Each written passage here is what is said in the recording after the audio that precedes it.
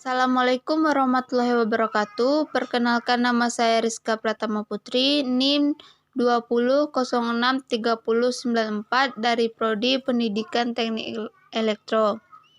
Baiklah, saya akan membahas materi UAS Elektronika. Dan pembahasan materi yang pertama yaitu ada sistem bilangan, aljabar Boylan, aritmatika komputer, rangkaian kombinasi, rangkaian sekuensial, dan data path. Yang pertama ada sistem bilangan. Sistem bilangan didefinisikan sebagai sekumpulan nilai yang digunakan untuk melambangkan besaran.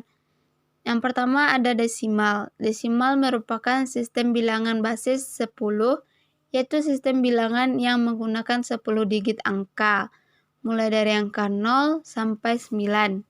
Contohnya sebagai berikut. Dan selanjutnya dua bilangan biner. Biner merupakan bilangan basis 2, yaitu terdiri dari 0 dan 1.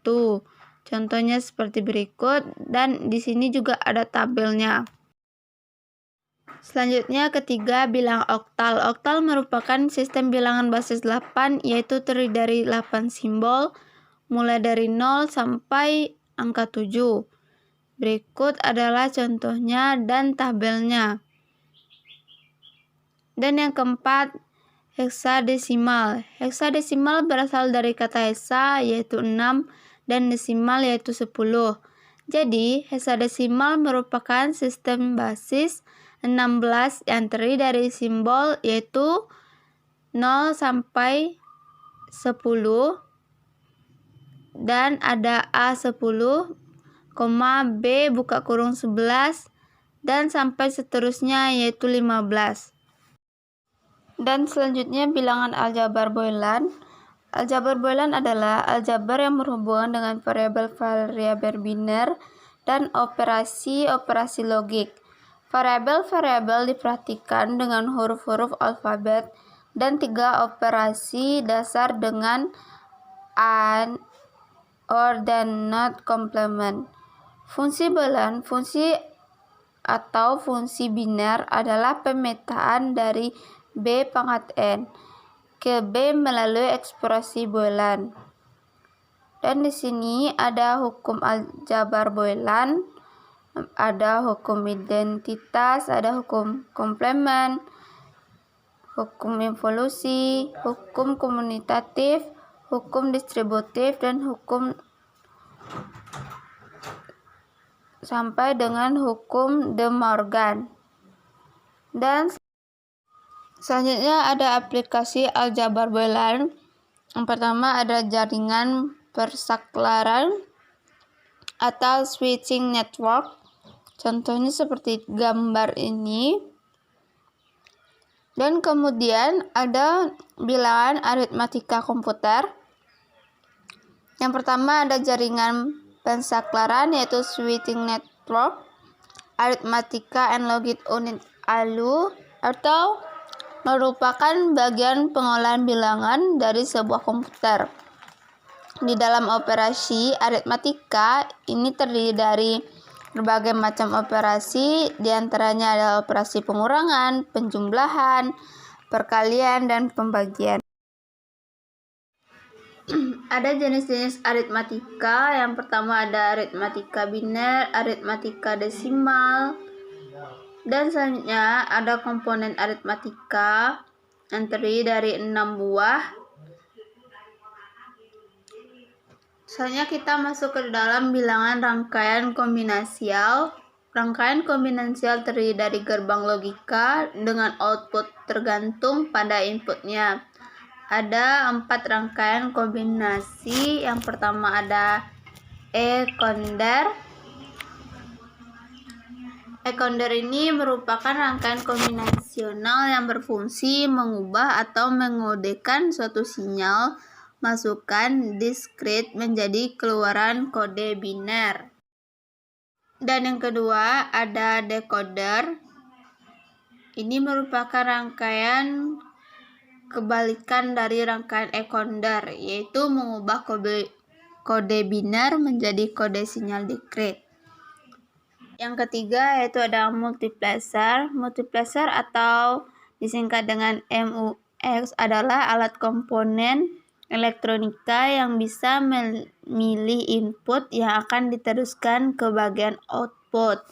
Terdapat bagian kontrol, kendali atau switch yang menentukan input mana yang akan diteruskan ke bagian output. Dan yang keempat yaitu ada demultiplexer. Demultiplexer atau demux adalah kebalikan dari multiplexer atau mux. Selanjutnya ada rangkaian bilangan sekuensial.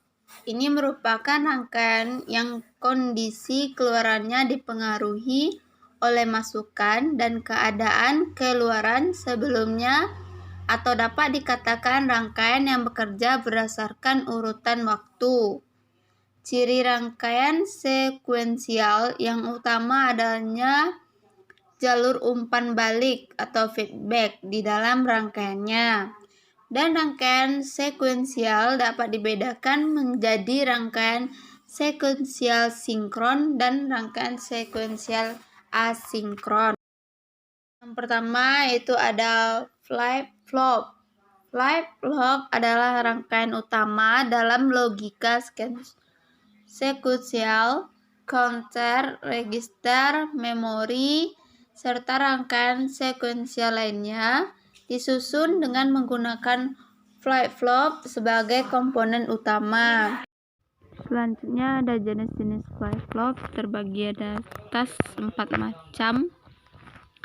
Dan yang kedua ada counter. Rangkaian counter atau perhitungan adalah logika sekuensial yang dapat dipergunakan untuk menghitung jumlah pulsa masuk dan dinyatakan dengan bilangan biner. Dan yang ketiga ada register. Register adalah memori berukuran sangat kecil dengan kecepatan akses sangat tinggi. Register ini digunakan untuk menyimpan data dan instruksi yang sedang diproses. Dan yang keempat ada memori. Memori adalah pusat dari operasi dan sistem komputer modern yang berfungsi sebagai tempat penyimpanan informasi yang harus diatur dan dijaga sebaik-baiknya. Yang kelima itu ada asynchronous state machine atau disingkat dengan ASM, merupakan bagian dari sequential circuit yang terdiri dari input, output, dan bagian internal di dalam sirkuit synchronous sequential. Perbedaan bagian internal synchronous state dengan synchronous state terletak pada clock pulse-nya.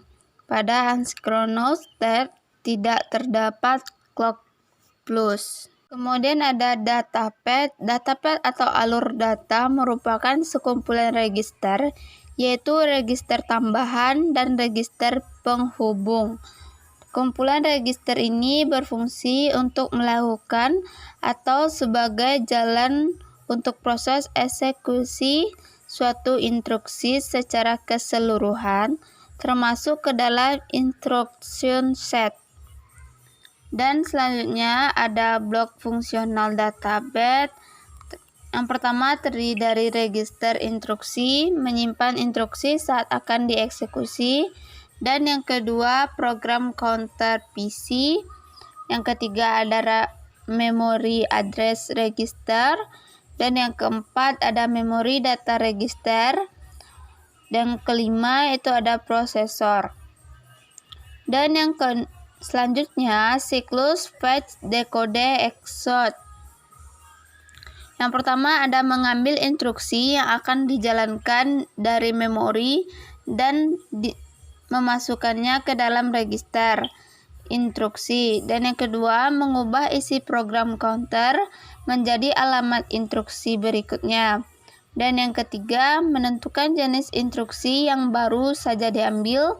Dan yang keempat, jika instruksinya menggunakan word di memori, maka alamat memori tersebut dipastikan keberadaannya. Dan yang kelima, ada pengambilan word jika diperlukan ke dalam register CPU. Dan yang keenam, mengeksekusi instruksi. Selanjutnya yaitu contoh datapad pada beberapa instruksi. Datapad untuk instruksi stroke yang pertama itu, dan yang kedua ada datapad untuk instruksi load, dan yang ketiga datapad untuk instruksi halt. Baiklah, hanya itu yang dapat saya sampaikan. Sekian dari saya, terima kasih.